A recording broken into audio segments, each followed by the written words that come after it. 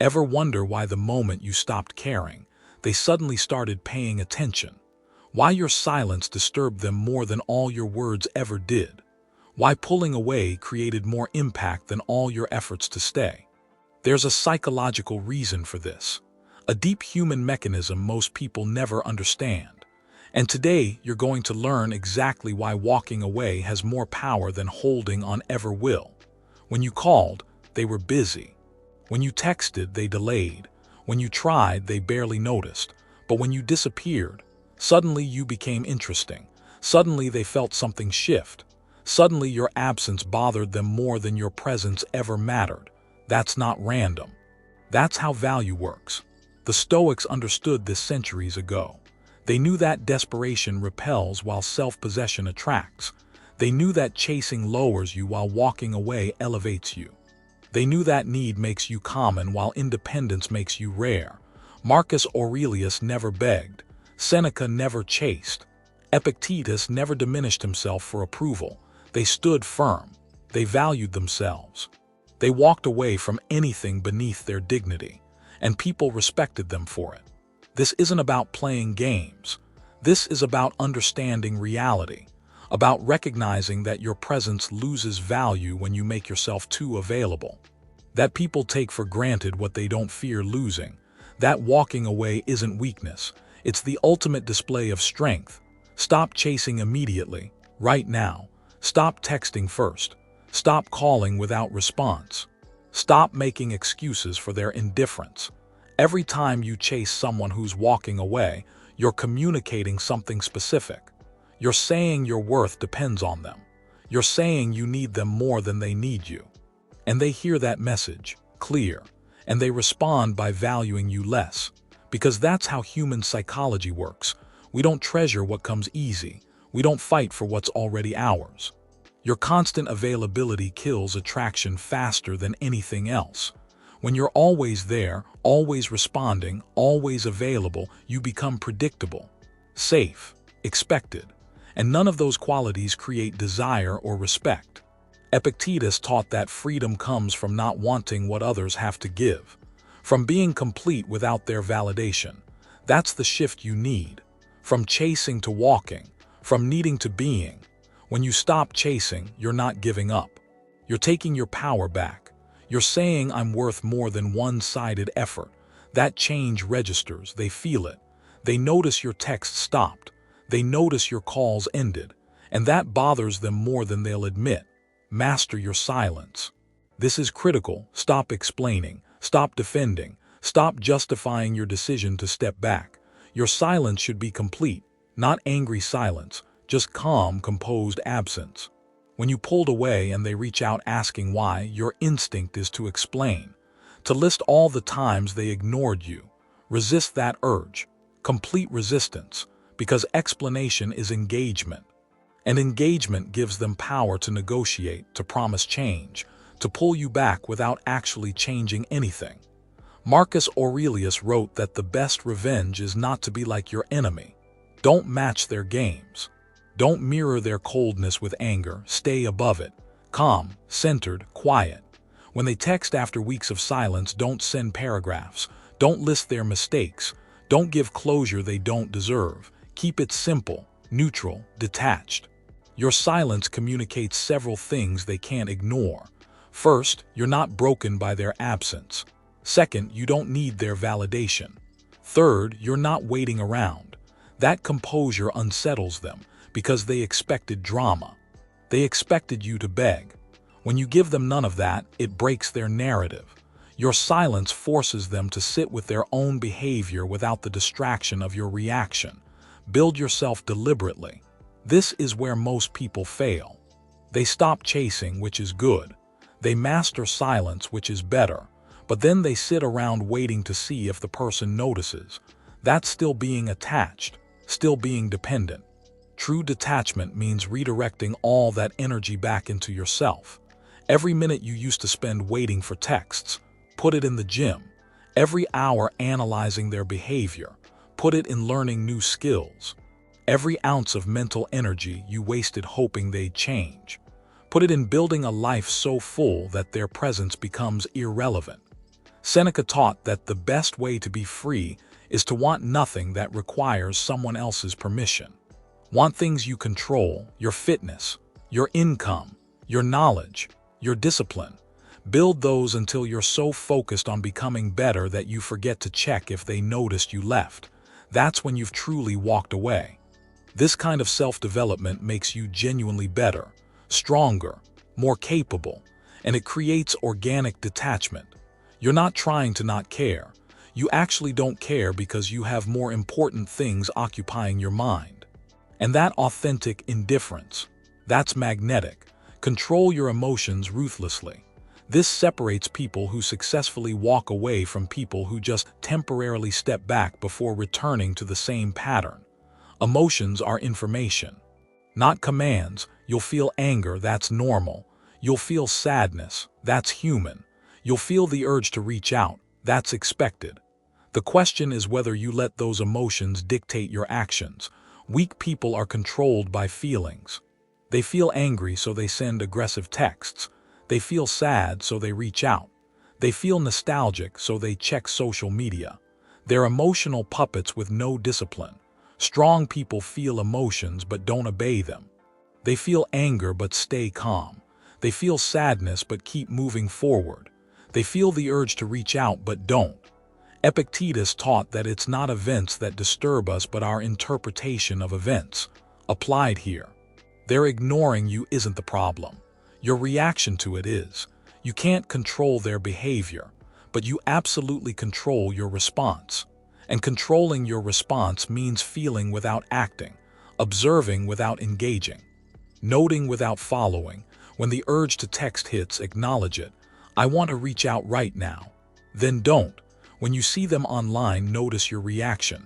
Seeing this bothers me. Then close the app. When mutual friends mention them, recognize your interest. Part of me still cares. Then change the subject. This practice of feeling without acting builds emotional muscle.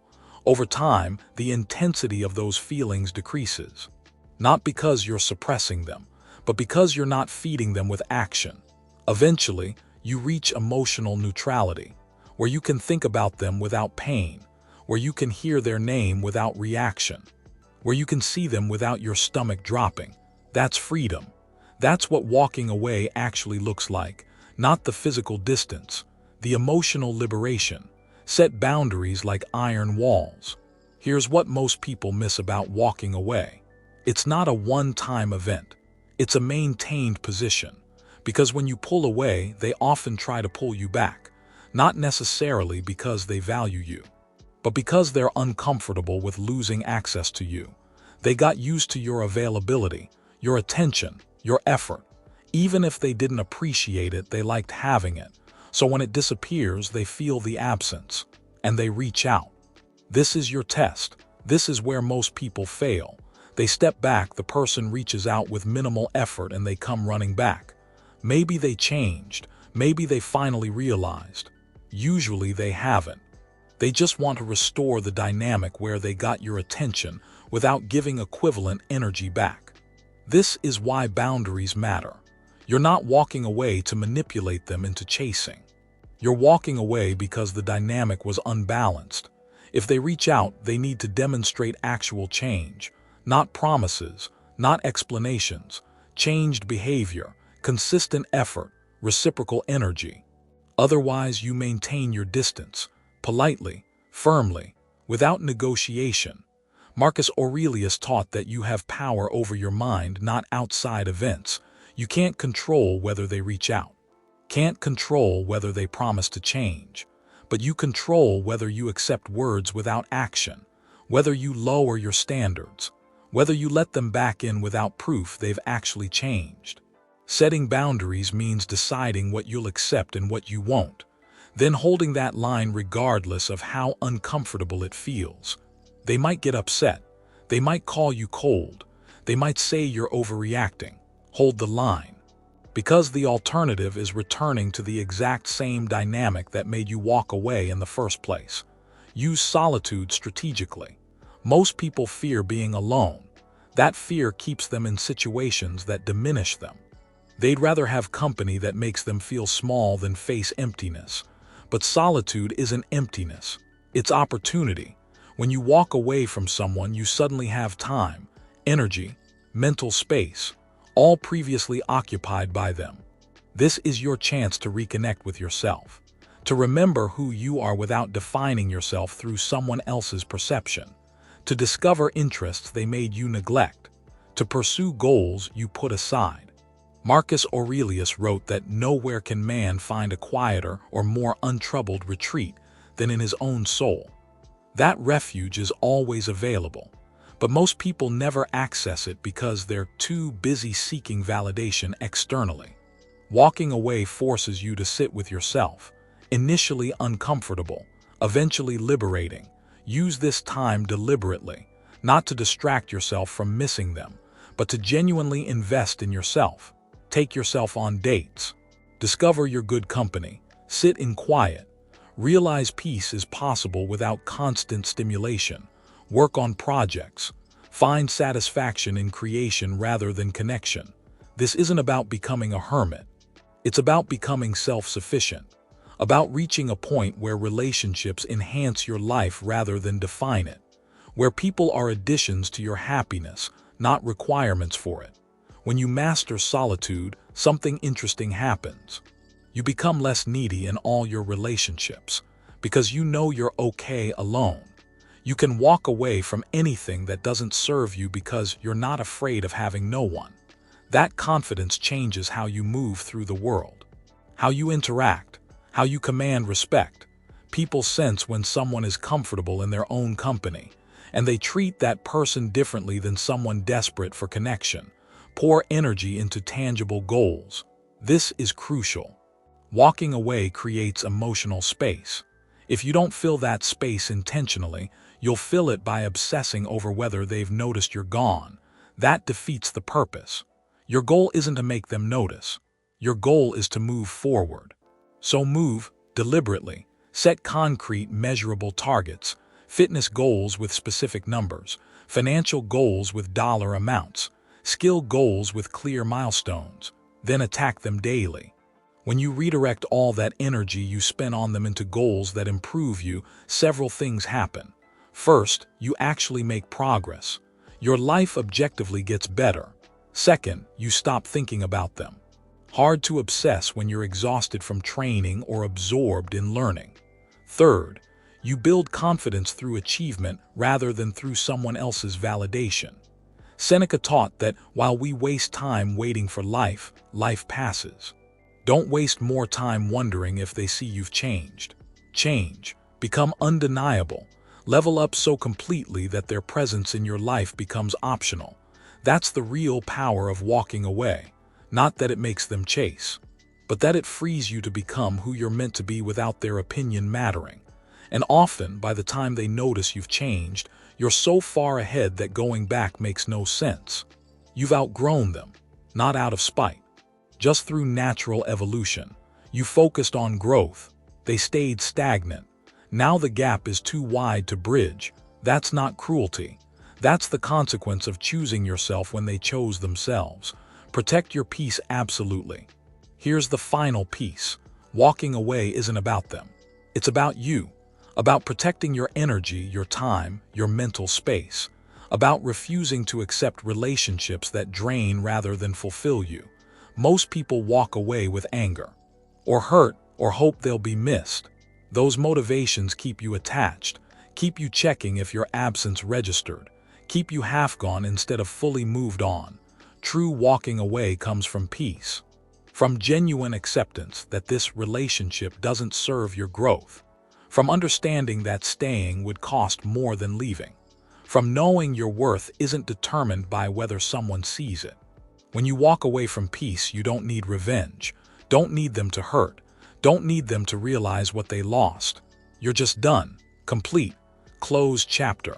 Epictetus taught that freedom is the only worthy goal in life. And freedom comes from wanting nothing that requires someone else's permission. Your peace shouldn't depend on their behavior. Your worth shouldn't need their validation.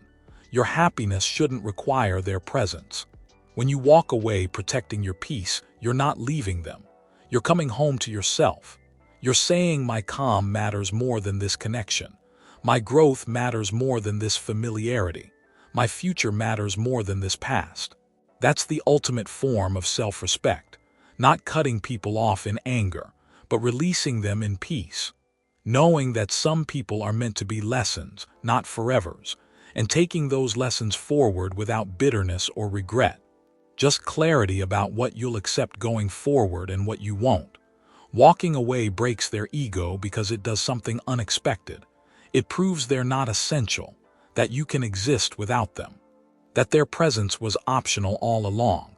Most people who take others for granted do so believing those people need them.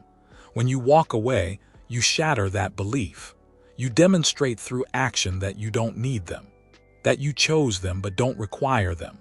That unsettles egos, makes people question their value, forces them to realize they weren't irreplaceable after all. But here's the beautiful truth. By the time they realize this, you're usually past caring. You've grown so much in their absence that their ego doesn't matter anymore. You're not tracking whether they're bothered. You're genuinely living your life, focused on your goals, building your future. Let them feel your absence like thunder. When you disappeared, something shifted in their world. The person who was always there suddenly went silent. That silence creates a void they didn't expect. They got comfortable with your presence, took it for granted. Your absence confronts them with reality. You weren't desperate, you were choosing, and you've now chosen differently. This realization hits differently depending on awareness. Some will never understand, others will feel it immediately. The gap where you used to be, the questions they can't ask, the support they can't access. That's when ego starts to crack. Because ego thrives on control, on knowing people need you. When you walk away, you remove all of that. You prove they didn't have control. You demonstrate they weren't that important. And for people who took you for granted, that's devastating. Your walking away forces them to reconsider everything. These questions haunt people, usually when they try to find what they had with you in someone else and can't. That's when they understand. What they lost was rare, and they treated it like it was common. Master the art of moving forward. Here's what most people miss after walking away. They stop chasing the person, which is progress. But they don't start building their life, which is the real point. Walking away isn't just about distance from them. It's about movement toward yourself, toward your potential, toward the life you want. Every hour you used to spend thinking about them needs to be redirected into fitness, into skills, into income, into relationships that actually reciprocate. This isn't just busy work. This is strategic reconstruction of your life. And here's what happens when you do this consistently. Your energy changes, people around you feel it. You carry yourself differently, speak differently, move with different purpose. You're not performing confidence, you're living it. Because you know you're doing the work.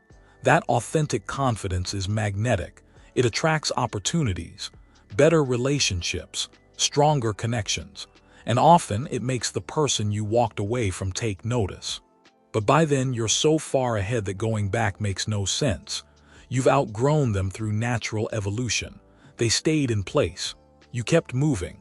Now there's a gap too wide to cross. That's not cruelty, that's consequence. Understand the psychology of absence. There's science behind why walking away works. It's called the scarcity principle. Things that are rare become more valuable. When you were always available, you were common, expected. Your presence had no scarcity, so it had no premium value. But when you disappeared, you became scarce. That scarcity triggers a response in the human brain. We want what we can't have. We value what we might lose. This isn't manipulation. It's just how psychology works. You're just finally operating within reality intelligently. Before, you were fighting against human nature, making yourself too available. Now you're aligned with how value actually works. Scarce attention is valuable. Earned presence is precious. This is why they suddenly notice when you're gone, not because you became more valuable. You always were. But because now they're experiencing your value through its absence rather than its constant presence. And loss hits harder than possession ever did. Embrace the transformation. Walking away isn't just a tactic, it's a transformation. You're not the same person after you choose yourself. After you refuse to accept less than you deserve, that decision changes you fundamentally. You learn you're stronger than you thought, more resilient, more capable of discomfort. You discover that being alone isn't punishment, it's peace. That solitude isn't loneliness, it's sovereignty.